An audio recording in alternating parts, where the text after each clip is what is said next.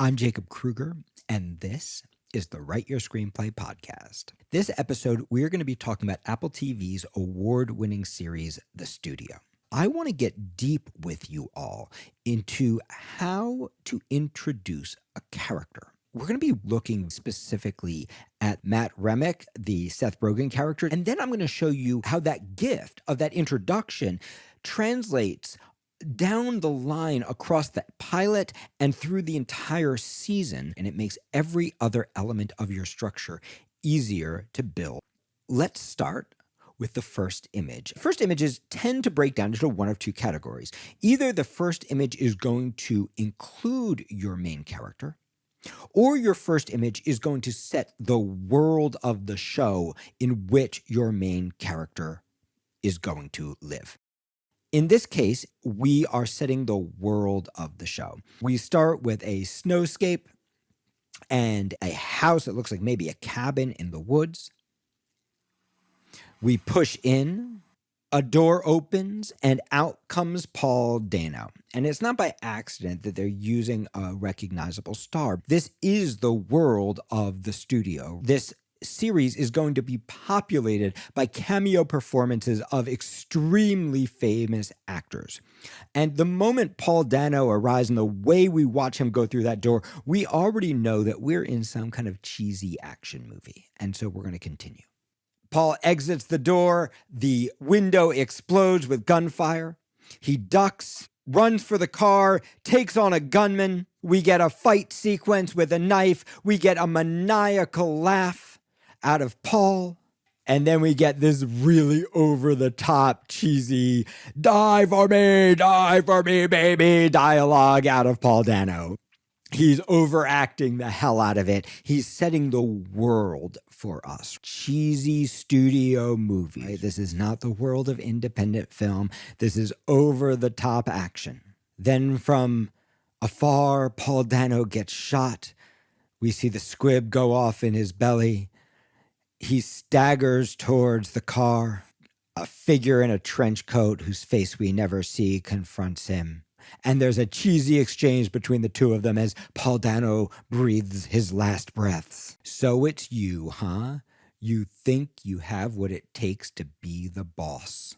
Shit, crown so fucking heavy it would break your neck. We're in a cheesy action movie hearing cheesy action lines, but what's really happening? The hook and the theme is being given to us. This is the world that Matt Remick is going to enter. He is going to inherit the crown of the studio, and we are going to watch it break his neck in every episode. Paul Dano continues, I'm the only one keeping us from being a thing of the past, which even there is a little bit of a reference to movies and the challenge that movies are having getting people to come to the theater. And then he continues, you're going to do good, kid. You know how I know why? You had the best teacher there is. Paul takes his final squib in the belly and the director yells, cut. So even though the very first scene does not include Seth Rogen, what's really happening here is we're setting the tone of the movie, over the top, silly, the world of studio pictures. We're setting the theme of the piece. This crown that everybody wants that is really too heavy to wear. And we are setting the thematic relationship between Rogen, Matt Remick, and Patty Lee, Catherine O'Hara, his grizzled boss whose job he is about to take. Then, in case we didn't get it, we're going to pull back and realize we've been watching all this on a monitor. We're going to pan to the right, we're going to see the director who's delighted with the terrible performance. We're going to see Paul Dano ask if he's doing it well. Needs some notes. He wants some direction from the director, right? This is the world that Matt Remick wants to be a part of, the art of movies, because he loves movies. Now, we don't even know this yet. We don't know yet, but we are watching through his eyes, and we're about to meet him for the first time. Now, the writers and director are also setting up something really cool, which is that every episode is shot nearly perfectly as a oner, right? We've talked about oners a lot on the podcast because we're actually starting to see a lot of them come out of the studios and even independent films like the brilliant Aaron Brown Thomas, one of our faculty members, just had a oner at Sundance. We're seeing more and more of this, even though it's an incredibly hard thing to do. And in the studio, the purpose of the Oner is to help us feel the franticness and the relentlessness of the pace. We don't even get a cut to relax into. We're getting the world of the piece. We're getting the tone of the piece. We're getting an image of the thing that Matt Remick most wants to be a part of. And we're getting the visual style of the piece. And we're still at the very beginning. We're probably about a page, maybe a page and a half into this script. So here's where we go from here. The director gives Paul Dano his one note. He wants a little bit of resignation. We follow the crew as they move into action based on the director's direction, and we meet Matt Remick. We move past him and we catch him from behind, and then we come back around to see his face. And what that does is it creates the feeling of this man who is alone in this busy world. Right? All these things are happening around him. Paul Dano is getting notes now. He's making jokes about having blood in his underwear and needing to change. And we are meeting Matt, and we're already getting his want. Now, because we have a great actor in this role, Seth Rogen, he's actually delivering the feeling in that very first image. We see the desperate look on his face. Now, I want you to understand that you can't write that, because you don't know you're going to get Seth Rogen in your movie or in your TV show. It would be great if you did, or if you got somebody of that caliber, but you are an early career writer and you don't know. And even if you're a late career writer, it's very possible that they're going to cast a movie star who is wonderful at star power and has a huge audience, but actually can't deliver this exact look that you need to know exactly what's going on in his head. This is the very first image of his face, and we see his desperate desire to be a part of this. So how do you deal with that as a screenwriter if you can't write that look? Because you can't write that look. Even if you do write that look, your reader, who probably doesn't have any acting training and is skimming through your script, is not going to see the Seth Rogen version of that look. Your reader is going to see the pantomime, overacted version of that look. If you are depending on a look, sure, you can do that as a director, but you can't do that in the script. So you have to figure out, okay, if I know that what this character wants is to be involved, how do I activate that want? How do I get the character making a huge choice from the very beginning of the show, from the very first time we see him, a choice that captures his desperate desire?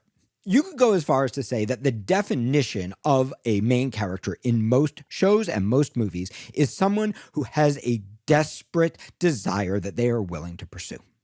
Now, it doesn't really matter what that desire is. We just need to see them take an action at the very beginning. And we need to see them take an action towards that desire in a way that is so them, that instantly captures how this character is slightly different from every other character of that ilk. Now, the Matt Remick we're about to meet, he is a rube, right? That is who he is. He is going to be the butt of every joke in this series. But we've seen a million of these characters. So you have to ask yourself, what makes this character a little bit different? And that comes down usually to a very specific want and a very specific way of getting it. And so if you continue to watch, we start and we see everything moving around Matt Remick, and Matt Remick completely isolated on the set. And then we watch him make a choice. He approaches the director, putting on a fake smile that we know is fake based on his previous look, and he makes a bad joke. Bloody underpants. Don't let HR hear about that one. We can see his dominant trait in this bad joke. Because Matt Remick's dominant trait is that he wants people to like him.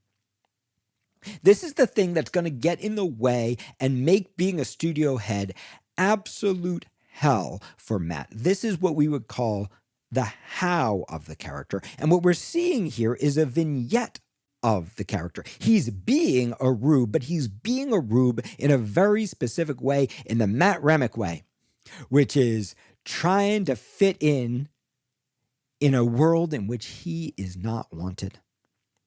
Trying to put on a smiling face when he's feeling terrible, trying to act like everything's okay, and trying to be involved because this is what he wants more than anything. He wants to be involved. So we're going to continue. So the first thing that happens is the director mistakes his name. He goes, Tommy, welcome. And Matt goes, it's Matt. Right? So we get this big fake welcome, this big bad joke, this big fake welcome, and we realize the director doesn't even know who he is. So you can see this is great writing, right? These are the writers attacking the one thing that Matt Remick wants, which is to be included. We're going to now play this game again with Paul Dano. He introduces himself to Paul Dano. We can see that he is in awe of Paul Dano, and in fact, he shares with Paul that he watched the movie that Paul directed, and he loved it. Now, this is related to another element of who Matt Remick is. Matt Remick is a man who loves movies. He may be a studio executive, but he is a man who loves movies. It is the thing he loves most in the world, and he loves good movies. He loves independent movies. We're going to learn more about that later. Right now, we're watching him do his thing, which is he is going to try to connect with every star, with every creative. These are the people he wants to be included by. And for a moment, it seems like he's going to get what he wants because Paul Dano's surprised that he watched his movie. And then literally in the middle of the conversation, Paul Dano turns away and goes back to the director and goes, oh, I have an idea. 2 beats create a pattern. Beat number 1, he makes a goofy joke trying to please the director, and the director mistakes his name. Beat number 2, he makes a genuine attempt for connection with Paul Dano by talking about a movie that Paul Dano directed that not a lot of people saw. And Paul Dano wants to talk to the director. And now we as the audience get the pattern. And the pattern is that Matt Remick wants to be included and nobody wants to deal with him. This desire to be liked and this lack of recognition of who he is in the eyes of the creatives around him. This is the central problem that's going to drive every single episode and make Matt Remick's hell. Now, we should take a moment right here to talk about status. Because one of the things that allows the studio to work as a series is the status games that are getting played among the actors. Now, it makes sense, right? We're in the world of Hollywood, and Hollywood is a world of status. But the truth is, nearly every script is a collection of status games between the characters. And one of the ways that you can have a lot of fun writing characters, especially powerful characters, right? The Matt Remick character technically has the highest status of anyone in this room. He is the development executive. He's the guy signing the check. He's the guy paying all of them. He's the guy who can end their movie or give them the extra money they need. And he's about to become the most powerful guy in the studio. He's about to run the studio. So there is the first level of status, which is the status that your character is in the world. And Matt Remick's status in the world is quite high. Then there is a status that your character feels. And if you watch this interaction, you instantly get the status that the character feels. The character feels low status. So you have a very interesting struggle inside this character. He is high, but he feels low. And then there's a third element of status, which is what status is the character playing? In this case, he's playing low status. He's playing low status to the director. Ha, ha, ha. Blood in his pants. Don't let HR find out about that, right? He's playing low status. He's not coming in and going like, hey, I don't like the way you shot that. Let's talk about this because this is not going to work. We have a character who is high, who feels low, and who's playing low. And we have a director who is lower status, who feels higher status, and who's playing low status. Hey, Tommy! He's acting as if he likes and is so happy to see this guy because this guy has power, even though he feels higher status than Matt Remick.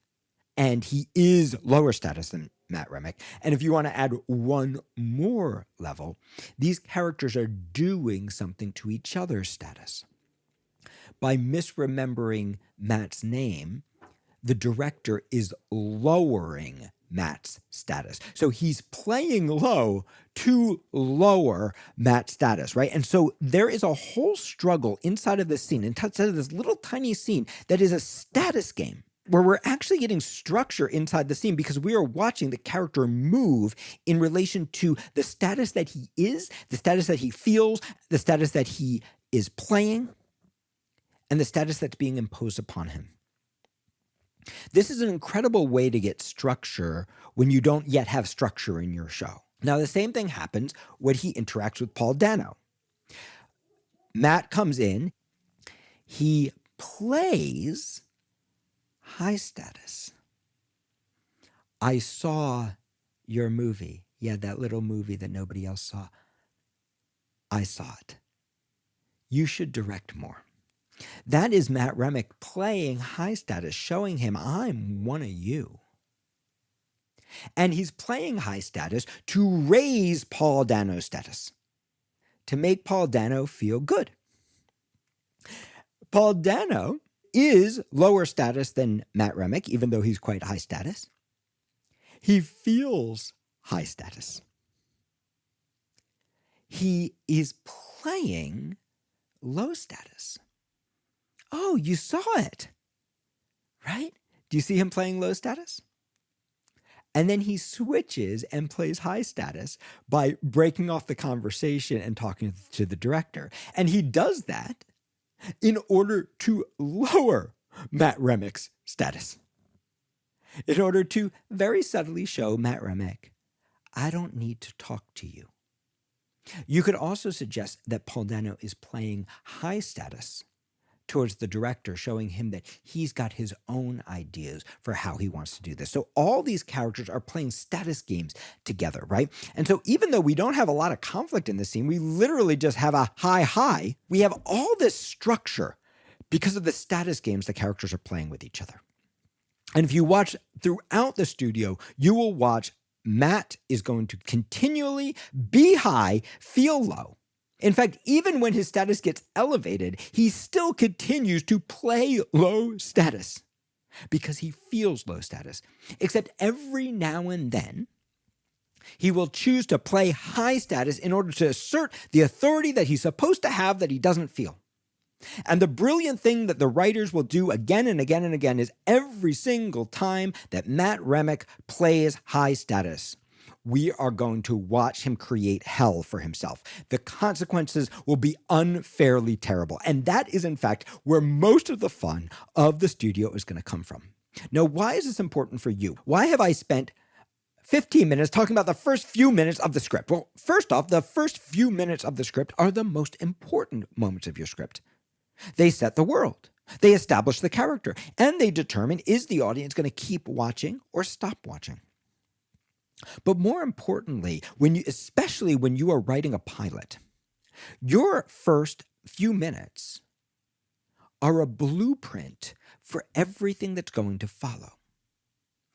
Your first few minutes establish the patterns out of which you are going to derive everything else in your movie or in your TV show. In fact, your full pilot is going to establish the patterns out of which every other episode is going to grow. If you're going to shoot your pilot as a oner, you're probably going to shoot the rest of them as a oner.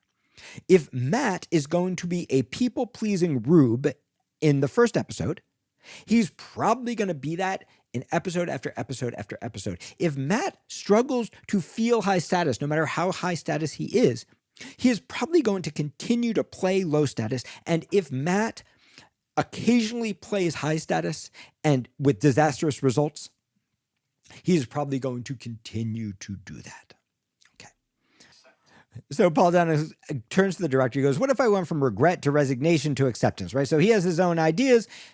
And again, they're making such incredible use of this oner because we are back on, they're not even in frame as they're having this conversation. We are back on Matt Remick. And we are watching him be once again alone and useless on this set. We now know what Matt Remick wants. He wants to be included. The biggest mistake that screenwriters often make when introducing their main characters is that they don't go for their wants strongly enough. They think, oh, we get it. He got dissed by Paul Dano. He got dissed by the director. We got it. We understand he wants to be included. But if the main thing that happens to the main character happens by other characters rather than by him, her, or themselves, what that means for us is that our main character is not driving the script. And especially in the first image, actors don't want to play passive characters sitting by watching things happen to them. They want to play characters who are making huge choices. And this is what happens with Matt. We sit on Matt as he watches the conversation that he wants to be included in happen. We watch his face as he comes to a decision to do the thing he knows he shouldn't do because he's smart enough, even though he's a rube, to know that he's being excluded. And we watch him try once again to get the thing that he wants. He approaches the director and he goes, "Hey, actually, I have an idea." Despite being dissed, he is gonna get included. He is gonna give an idea. And the director says, "Buddy, we're good on ideas, but I'll see you at Charlize's party, right?" "Yeah, of course. I'll see you there." Big thumbs up. Just from these first 3 minutes and 24 seconds of the studio, we already understand who Matt is, what his problem is, and what his journey is. This is what we would call the normal world or the ordinary world that we're watching right now. And it's important to remember that ordinary world, normal world cannot be boring world, right? These are the most important elements of your script. This is where the audience is getting hooked or not hooked. And that means they need to be driven by your main character. Main character who desperately wants something that's desperately hard for them to get, that's trying to get it, right? We understand that Matt is in terrible pain. Great to see you, Paul. Keep it up, right? Pretending a connection with Paul, even though it's really clear that Paul has dissed him. And we meet our next character. Now, this is an important thing to remember when you are building a TV show. Your pilot is not just telling the story of the main character, it's also telling the story of that character's world. Because just as we are going to invite these characters into our home and they're going to become part of our family, the characters that they interact with in the pilot are going to be their family. Now, part of the engine of the studio is that in each episode, there's going to be some studio stuff happening, and that pattern is set right here at the very beginning. And there's going to be a hot relationship between Seth and Quinn. In this episode, Quinn is his assistant. She's soon going to get elevated as he gets elevated. But theirs is going to be one of the hot family dynamics that's going to develop over the course of the series. As the great Jerry Perzigian, who teaches TV comedy writing for us, Emmy-winning showrunner of The Golden Girls, The Jeffersons, Married with Children, as Jerry Perzigian once said, every TV show is just a family that can't get away from each other. And this family, we're starting to meet its members. So member number 1 is Seth. Member number 2 is Quinn. We saw Matt's status get elevated when the director said, "I'll see you at Charlize's party right now." But we know the game is to constantly de-elevate, constantly lower the status of Matt Remick. So this is how it happens. Matt asks Quinn, "Hey, was I invited to Charlize Theron's party tonight?" And Quinn goes, "What? No, why? Why would Charlize Theron invite you to her party? You're always asking if you're invited to people's parties," right? Now, the "you're always asking" is a little exposition for us, right? That's telling us this isn't the first time this has happened. That Matt has a delusional point of view of who he is. His desire to be connected is so strong, and his disconnect from reality is so strong. His desire to be liked is so strong that he is constantly hoping that it's going to be different next time. But we also have a really interesting status relationship between these two characters. Matt is high status compared to Quinn. He feels high status compared to Quinn. And he's playing high status compared to Quinn. But Quinn feels high status compared to Matt and is playing high status compared to Matt to lower Matt's status. We get this nuanced, complicated little relationship between them.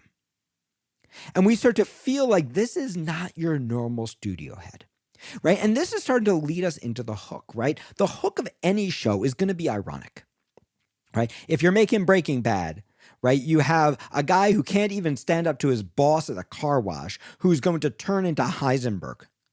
And here in the studio, we have basically the same character, a guy who is so desperate to please, who's about to inherit control of one of the most powerful organizations on earth. So this is the ironic hook. And this is something you almost always want to think about with your main character.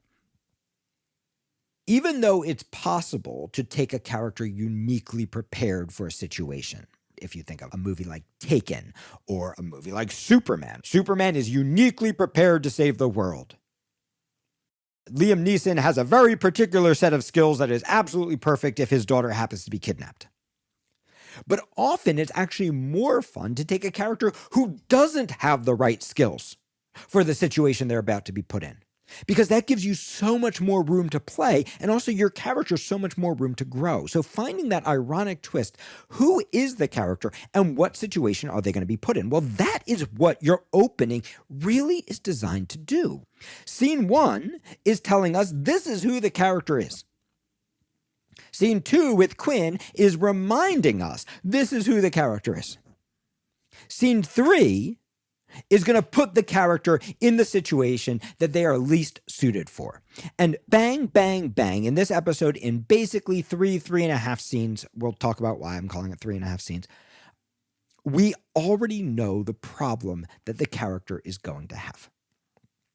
So you want, as quickly as possible, it could be 2 scenes, it could be 1 scene, as quickly as possible, you want to demonstrate who your character is. You want to get them pursuing their greatest want. You want to get them making big choices that demonstrate how they are as a human being. You want to set the pattern, and then you want to put them into the ironic twist so that your audience goes, oh, I get what this show is, so that your audience can pitch the show to themselves.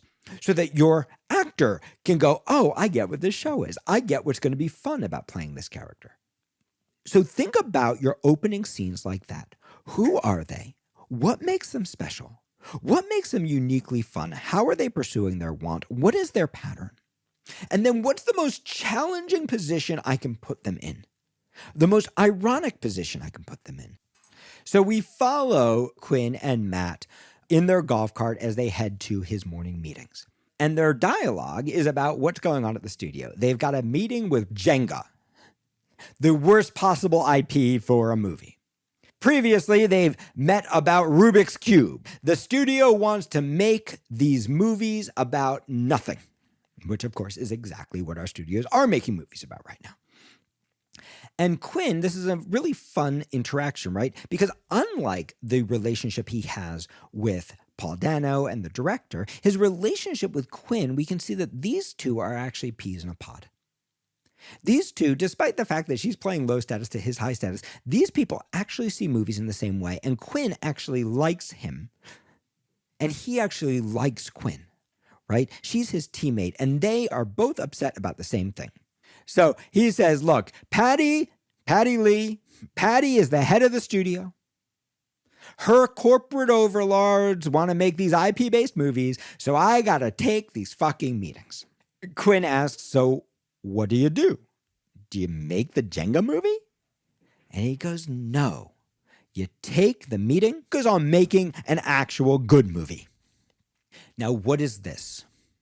In the first scene, we got Matt's scene objective. What does he want at this moment? What does he want? Real simple. He wants to be included. In this scene, we're getting Matt's super objective, the great dream that is going to drive the entire series. He might work at a studio. He doesn't want to make studio movies. He wants to make great movies. We understand what he disagrees with his boss about. And we know the ideals, the heroic ideals, to which Matt would comply if only he were in charge. We're not making that crap. We're only making great movies. Now, this is a slight spoiler, but you've probably figured out by now. If you have a character who has a clear heroic ideal, who has a strong super objective, who wants to please people, what do you need to do? You need to get him to make some version of the Jenga movie. You need to make him do the thing that he said he's not going to do. You have to push him to the place where he violates his own super objective and his own moral code. Now, most people would think you would do that at the end, but what great writers do, the moment you realize what needs to happen in your script, you do it at the beginning. You're going to supercharge your pilot. You're going to go as far and as fast as you can in the pilot. And that is going to allow you to have the runway for all the places you're going to go that we didn't see coming. See, most writers are afraid that if they supercharge their pilot, if they get their characters to make the biggest, worst decisions early, suffer the biggest, worst consequences early, that where will I go with the season? But actually, the opposite is true. If you wait, if you slowly parcel out the little crumbs of goodies, no one's going to make it to episode 12, episode 8, episode 10, episode 2 of your series. We want to watch characters who are supercharged. And more importantly, no one's going to be cast in your show, which means your show's not getting made because actors don't want to wait around for episode 3 to get to do something cool, or episode 8 or episode 10. They want to do something cool right now. Now, here's the really cool thing. You've already noticed that scene number 1 gives us the grist out of which scene number 2 gets developed. And you already see that scene number 2 gives us the grist out of which scene number 3 and scene number 4 are going to be developed. Well, the same thing is true with your pilot. New writers often think that TV shows are about plot, right? And they got to keep figuring out what happens. But at the point you're trying to figure that stuff out, your engine is already broken and your series is probably going to end. What we're really doing when we build a TV series is we are pattern matching. We are looking at the structure of the pilot and we're just doing it again and again and again and again and again. And in fact, if you watch every episode of The Studio, you will watch them play the same game again and again and again and again and again. In other words, they're not deriving new plot. They are putting you through the same pattern in a different way. In this way, a really great pilot is a blueprint for everything that's going to follow.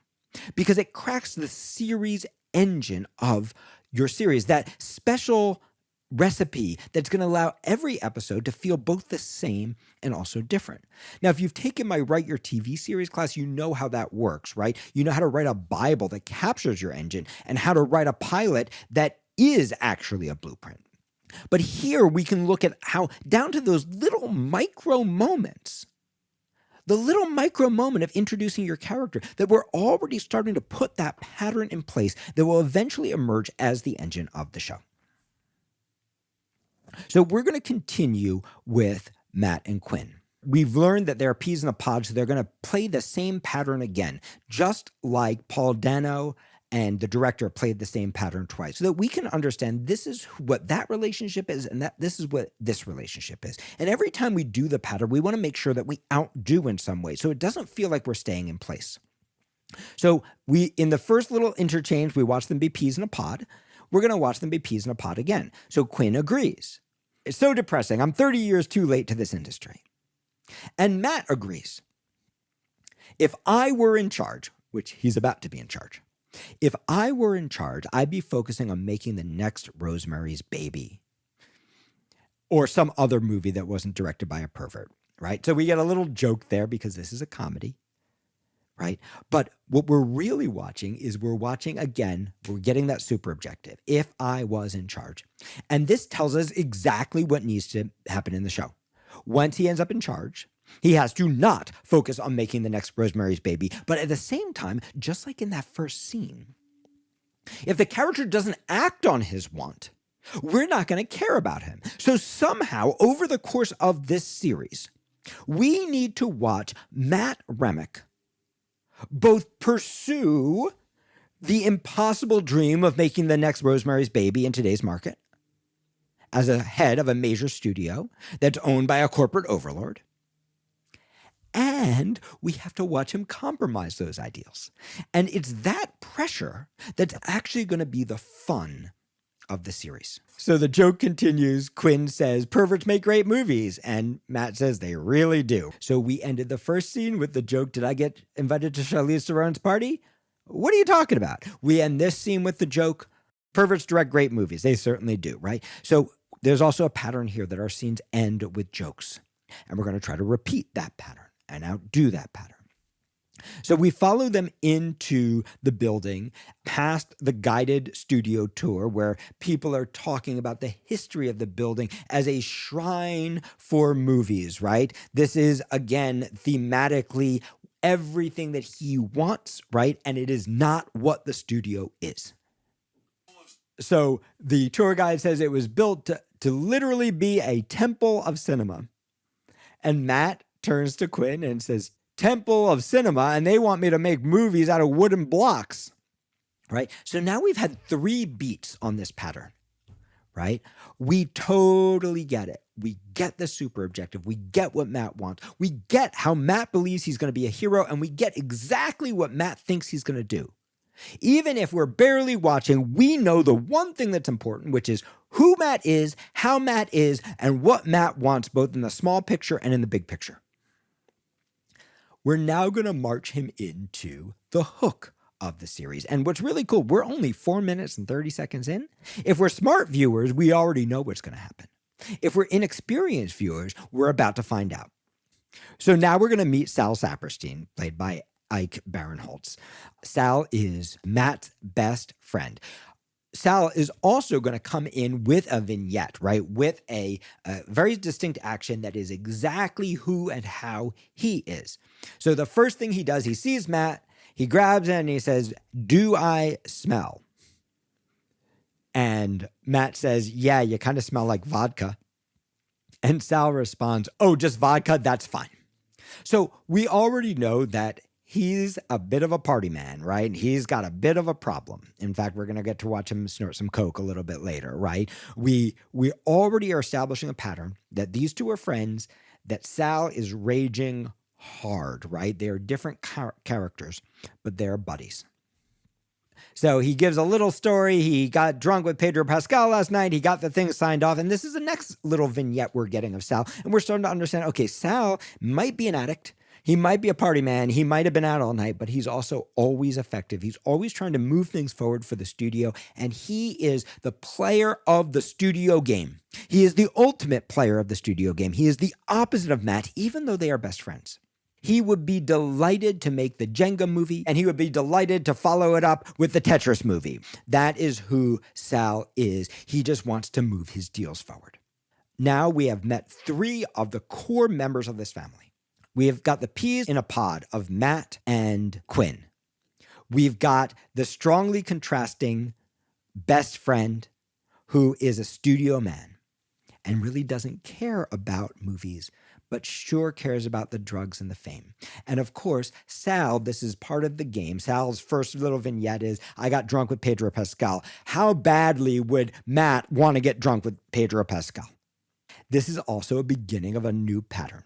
If throughout the series, even though right now Sal and Matt basically have the same job, and Matt's about to be elevated to the next level, Sal is going to be loved, celebrated, invited, and included with all the celebrities that Matt so desperately wants to be liked and included by.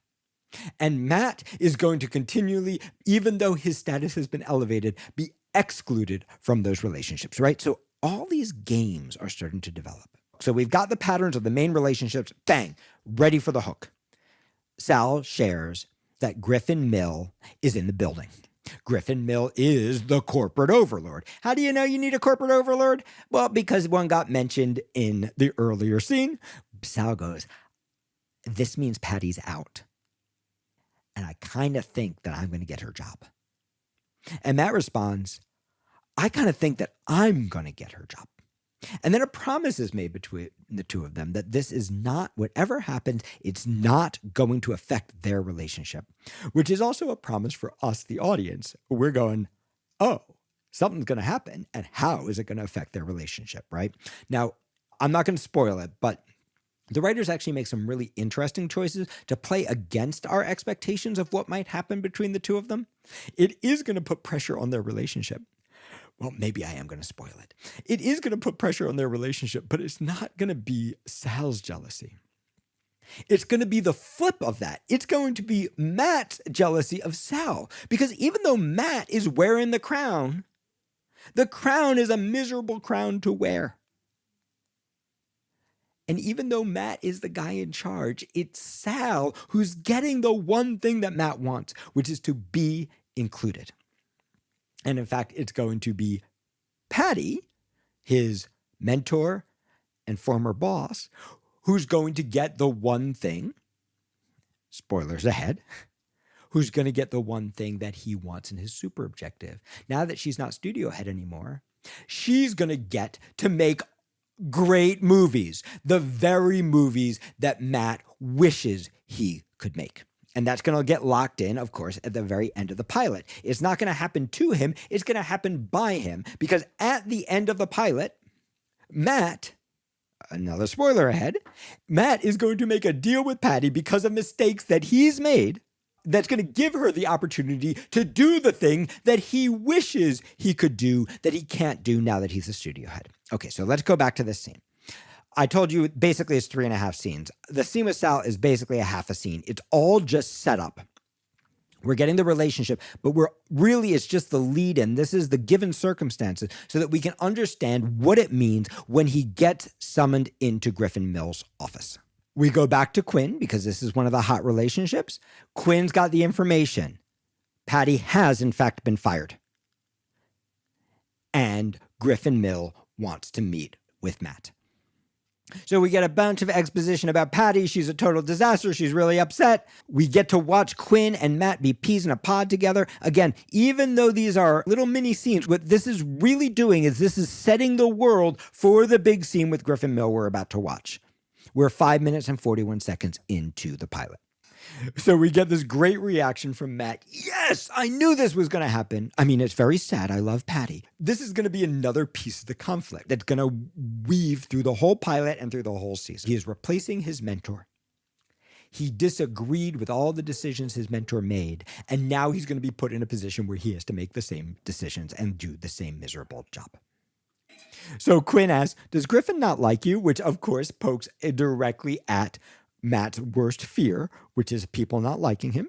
And Matt says, I don't know. I've only met him a few times. He's very hard to read. And then the phone rings. We are 6 minutes into this episode. We know who the hot relationships are. And we're about to meet the next one. And Griffin Mill is going to offer him the job. Except Griffin Mill doesn't want to make films. He wants to make movies. Big, dumb movies that make a lot of money. And his one concern about Matt is that he's heard Matt wants people to like him, and he's heard Matt wants to make films. Of course, these are two concerns, but the fun is watching Matt, who wants to be liked, pretend that he doesn't want to do any of those things, and then agree to make the worst possible piece of IP, the Kool-Aid movie. So we are now locked into the hook. We have a guy who wants to be a filmmaker and who wants to be liked by the artists whose films he makes, who wants to make great movies. We're going to watch that guy get forced to make the Kool-Aid movie. But as I mentioned earlier, the character can't just want it on the inside. He's got to want it on the outside. He's got to take actions towards the super objective. I promised you that there were going to be spoilers. Now the real spoilers are coming. Over the course of the rest of the pilot, what we're going to watch Matt do is try to turn Kool-Aid into a real movie. It starts because he doesn't want to meet with the obvious choice to write the Kool-Aid movie. He wants to meet with an auteur. Well, the agents quickly shoot that down. He then gets a meeting with Martin Scorsese, who is pitching a movie about the Jonesboro suicides, the original drank the Kool-Aid cult suicides. And Matt comes up with a brilliant idea. I'm going to get Martin Scorsese to direct the Kool-Aid movie. He buys Martin Scorsese's script for $10 million, and suddenly he greenlights the movie for more than Martin Scorsese is asking. All he wants is for the title to be Kool-Aid. And Matt thinks that he is a genius. He has managed to marry art and commerce. The brilliant Maya Mason character played by Kathryn Hahn, who also plays high status to Matt's low status, thinks this is the dumbest idea ever. She thinks Kool-Aid is genius and Matt's idea is total suicide. She's prepared a really stupid video of the Kool-Aid man doing a hot TikTok dance. And Matt has to, before he's ready, march into Griffin Mills' office and pitch him what he's doing with Kool-Aid. And that's when we get to watch Matt crumble. Matt ends up showing the video. He ends up pitching Stoller's pitch, the guy that he didn't want to write the movie, who's now he's screwed up the deal with. He pitches a pitch he doesn't control because he realizes that there's no way he's getting away with his genius plan. But Mills, he's not a dumb corporate overlord. He's heard about a $10 million screenplay purchase. What the hell is this guy doing? Which is when Matt has to come up with a reason, and come up with a reason he does. He tells his boss that he acquired the script for $10 million so that it would never get made, because after all, we can't have the Jonesboro murder story competing with our image of Kool-Aid. Right? And of course, Griffin Mills thinks this is great. So now we have Matt being celebrated by destroying the one thing he wants more than anything in the world, which is to make a real movie with Martin Scorsese. But even now, we're not done, right? Because we got to push it to the extreme. How badly can we torture the character? So what happens? Matt finally gets what he wanted in the first scene. He gets invited to Charlize Theron's party. And at that party, he has to tell Martin Scorsese what he's doing. He gets kicked out of the party by Charlize. Martin breaks into tears. Steve Buscemi, who's supposed to be starring in the piece, relates to him that this was supposed to be Martin Scorsese's last movie, right? He has now not just not gotten to make the movie. He has now destroyed the thing he wants most, which is the acceptance he could have had from Charlize, from Marty, from Steve Buscemi. He has destroyed the super objective that was driving him. And now he has another problem, which is that Patty Lee has convinced the writer who controls the idea that he just pitched to his boss not to do the movie because of the way she was treated by the studio. And now he's got to go deal with his angry, disappointed mentor,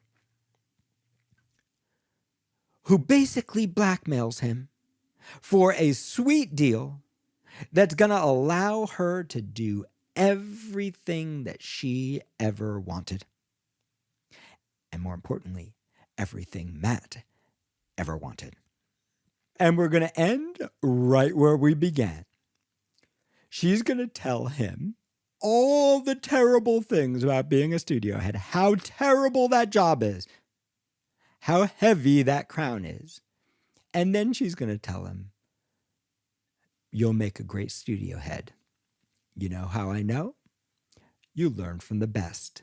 It's the Paul Dano line from the beginning. This is what I want you to understand. It may seem, as I'm talking about status and making the worst thing happen as quickly as possible and getting your character active and all these things that you have to do, that you have to write and rewrite in order to get your first image, your first pages, your first 5 minutes, that great. It might feel like I'm slowing you down. It might feel like, wow, where do I go from here if I put all my best stuff at the very beginning? But the truth is, what you're actually doing, whether you're writing TV or whether you're writing a feature, is all that great work that you do early and the way you introduce each character is all the stuff that you are going to reuse later to develop season after season and episode after episode of your show. If you are enjoying this podcast and it is helping your writing, please follow us wherever you get your podcasts. Write us a 5-star review. And if you would like to learn more about how to use these concepts in your own writing, then take a moment and check out our incredible online TV writing classes. We've got Inside the Writer's Room with Emmy, Peabody, and Golden Globe award-winning showrunner John Strauss. We've got my Write Your TV series class. We've got workshops. We've got master classes. We've got ProTrack, our one-on-one mentorship program. So come check us out, and I'll see you next episode.